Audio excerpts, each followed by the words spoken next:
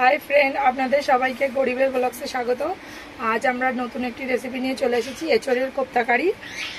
তাহলে আমাদের সঙ্গে থাকুন, দেখুন আমরা রেসিপিটি তৈরি করতে কি কি উপকরণ ব্যবহার করে কেটে ধুয়ে সেদ্ধ করে রেখেছি, সাথে একটা আলু সিদ্ধ করে রেখে দিয়েছি। আমি এখানে 500 মতন এঁচোড় নিয়েছি। তাহলে আমাদের সঙ্গে থাকুন, দেখতে থাকুন আমরা কিভাবে কোপ্তা কারিটা করি। এবার আমার সেদ্ধ করা এতে আমি সব উপকরণগুলো মেশাবো। প্রথমে বেসন দিচ্ছি,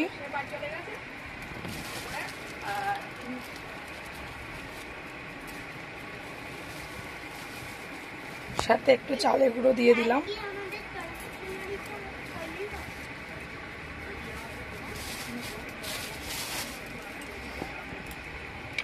এবার একটু আদা বাটা দেব। আপনারা যেমন পরিমাণে এঁচোড় নেবেন তেমন পরিমাণে সব অল্প অল্প করে দিয়ে মাখবেন। এটা একটা বলের মতন মাখবো। নুন দিচ্ছি পরিমাণ মতন,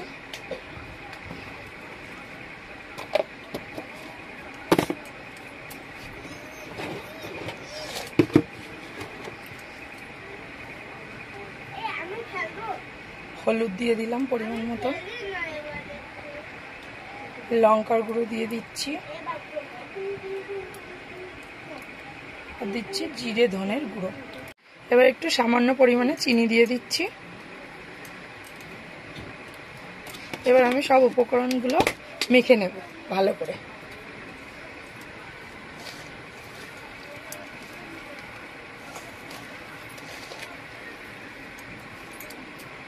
দেখুন আমি সব উপকরণগুলো কি সুন্দরভাবে মেখে নিয়েছি। এবার আমি হাতে একটু তেল দিয়ে বলের আকারে সব কটা গুঁড়ে নেব।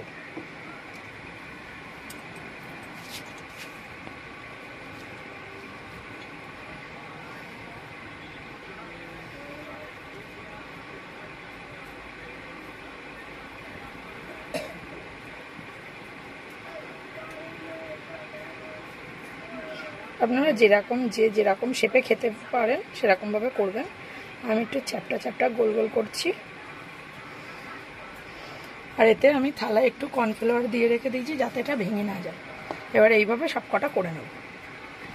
দেখুন আমি সব কোপ্তার এগুলো গোল গোল করে নিয়েছি। এইবার আমি গ্যাসে কড়া বসিয়ে দিয়েছি। এবার আমি এগুলো তেল দিয়ে দিচ্ছি। আমার কড়া গরম হয়ে গিয়েছে, আমি তেল দিয়ে দিচ্ছি। এগুলো সব ভেজে নেবো এক এক করে। তেলটা গরম হোক। আমাদের তেল গরম হয়ে গিয়েছে, এবার আমি এক এক করে এগুলো ভাজার জন্য ছেড়ে দিচ্ছি।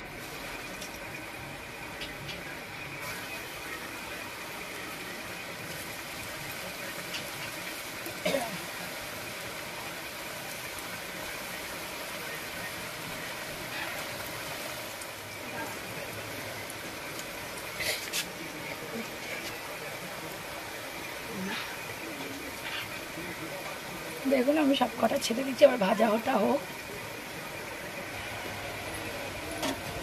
দেখুন এবার আমরা কোপ্তাগুলোকে উল্টে দিচ্ছি। ঠিক এরকমভাবে ভেজেছি, একটু লালচে লালচে করে। সব কটাকে এরকমভাবে উল্টে নেব।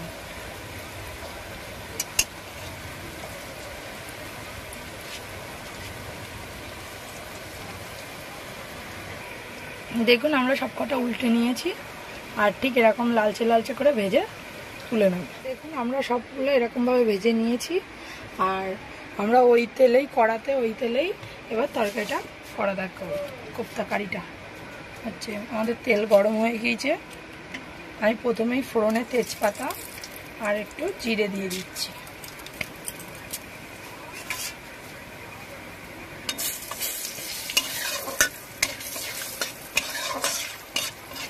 ভালো করে নিয়েছে। আর এখানে আগে থেকে আমি টমেটো, একটা পেঁয়াজ, টমেটো, একটু কাঁচা লঙ্কা, একটু আদা বাটা একসাথে করে নিয়েছি, পেস্ট করে নিয়েছি। এবার আমরা এটা তেলের মধ্যে দিয়ে দিচ্ছি।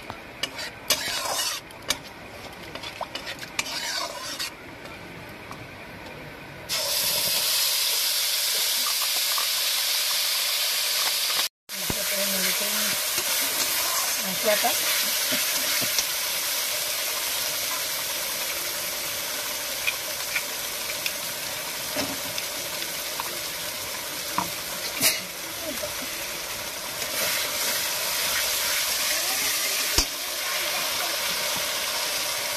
যেহেতু কোপ্তাতে আমাদের নুন দেওয়া আছে সেই কারণে তরকারির পরিমাণ হিসাবে অল্প একটু নুন দিয়ে দিচ্ছি।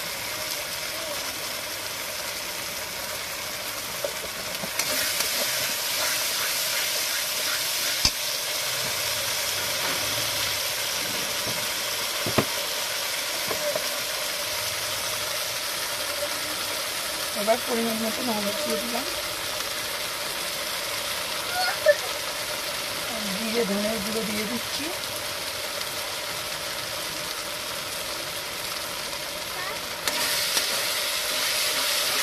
দিয়ে সবকটা উপকরণ একসাথে ভালো করে মশলাটাকে কষিয়ে নেব।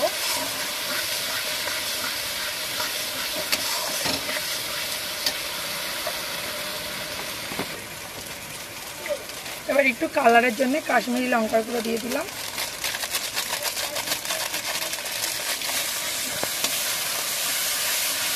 আর আমি এখানে যেহেতু হাফ টমেটো ব্যবহার করেছি ওই কারণে অল্প একটু দই দিয়ে দিচ্ছি।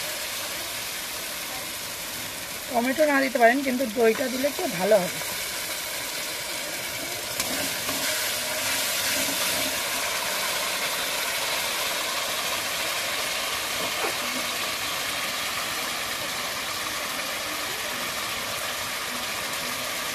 দইটা দিয়ে ভালো করে মশলাটা আর ভালো করে কষিয়ে নিচ্ছি।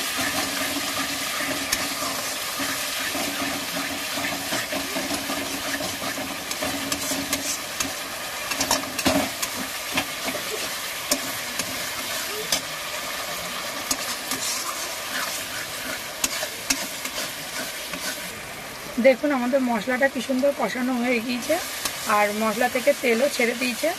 এবার আমি কোপ্তাগুলো দিয়ে দিচ্ছি, দিয়ে একটু নেড়ে চেড়ে নিচ্ছি।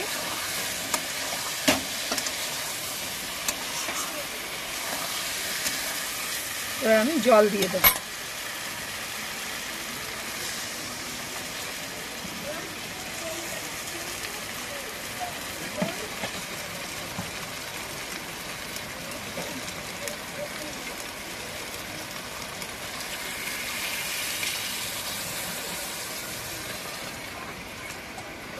আপনারা আপনাদের কোপ্তার তরকারির পরিমাণ হিসাবে জল দেবেন, খুব বেশি জল দেবেন না, কারণ আবার হয়ে যেতে পারে, ভেঙে যেতে পারে।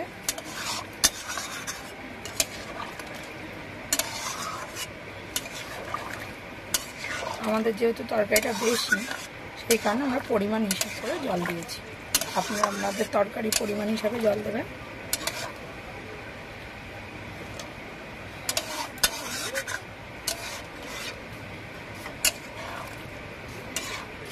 আমাদের জল দেওয়া হয়ে গিয়েছে, এবার আমরা ঢেকে দিচ্ছি, ঢেকে ফুটতে দেবো। এবার আমরা ঢাকা খুলছি, দেখি আমাদের তরকারিটা কত দূর হলো।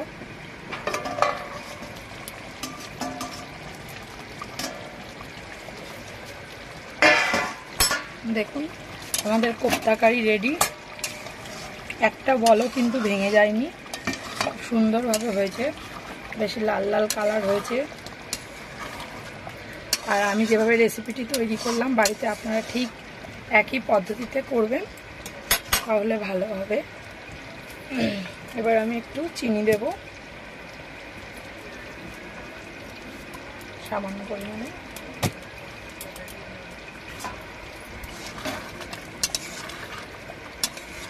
চিনি দিয়ে ভালো করে নেড়ে দিচ্ছি।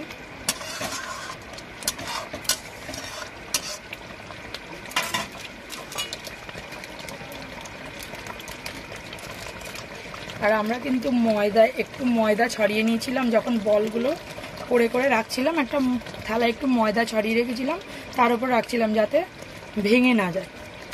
সেটাও আপনাদের বলা হলো না, সেটা বলে দিলাম।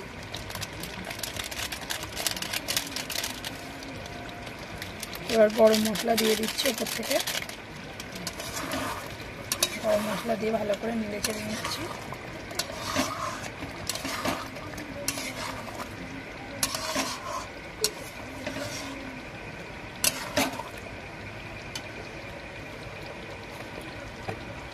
এবার উপর থেকে একটু ঘি দিয়ে দিচ্ছি।